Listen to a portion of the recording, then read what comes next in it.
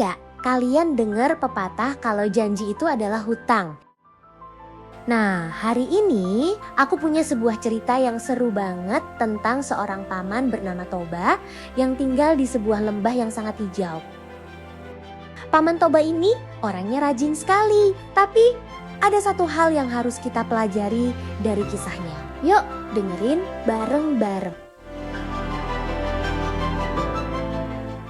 Dulu Paman Toba adalah seorang petani yang sangat mandiri. Setiap hari dia bekerja di ladang dan sore harinya dia pergi ke sungai untuk memancing ikan. Suatu hari saat sedang memancing untuk makan malam, Paman Toba merasa heran. Sudah berjam-jam menunggu, tapi belum ada satupun ikan yang tersangkut di kailnya. Tapi tidak lama kemudian pancingnya bergerak dan ditarik sangat kuat. Dengan semangat, Paman Toba menarik pancing itu. Dan ternyata seekor ikan mas raksasa berhasil ditangkapnya. Fisiknya berkilau seperti emas yang membuat Paman Toba terpukau dan membawanya ke rumah. Sesampainya di rumah, ikan itu bergerak dan keajaiban terjadi. Ikan itu berubah menjadi seorang kakak perempuan yang cantik dan baik hati. Ternyata kakak itu adalah seorang putri yang sedang dalam ujian. Ia pun berterima kasih karena Paman Toba sudah menolongnya. Karena Paman Toba sudah menolongnya, mereka pun akhirnya sepakat untuk hidup bersama. Namun, ada satu janji yang harus ditepati Paman Toba, bahwa ia tidak boleh mengejek atau membicarakan dari mana asal istrinya kepada siapapun. Paman Toba pun setuju dan akan menjaga rahasia itu selamanya.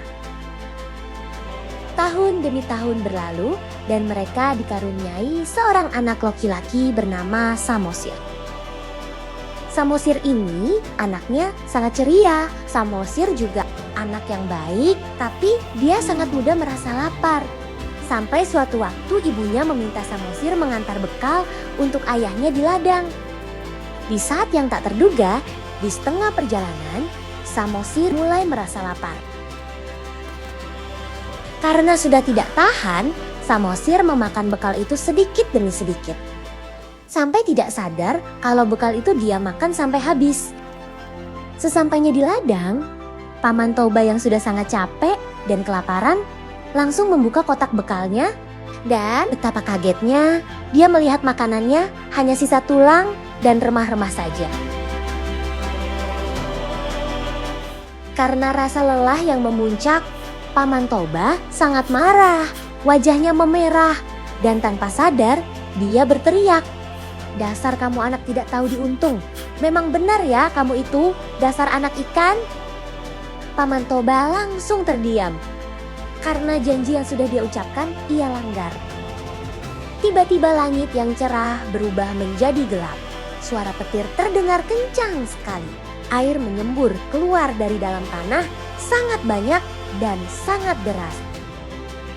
Samosir berlari ke atas bukit yang tinggi, sementara lembah itu mulai tenggelam menjadi danau yang sangat besar. Paman Toba tidak sempat menyelamatkan diri, sementara istrinya melompat ke dalam air dan kembali menjadi ikan. Lembah yang tenggelam itulah yang sekarang kita kenal sebagai Danau Toba. Sedangkan bukit tempat Samosir menyelamatkan diri berubah menjadi sebuah pulau di tengah danau yang kita sebut Pulau Samosir. Mungkin kalian bertanya-tanya, Samosir nasibnya bagaimana? Apakah dia ikut tenggelam? Konon katanya, Samosir tetap tinggal di puncak bukit itu sampai air berhenti naik. Samosir akhirnya tumbuh besar di sana dan menjadi leluhur orang-orang yang tinggal di pulau tersebut.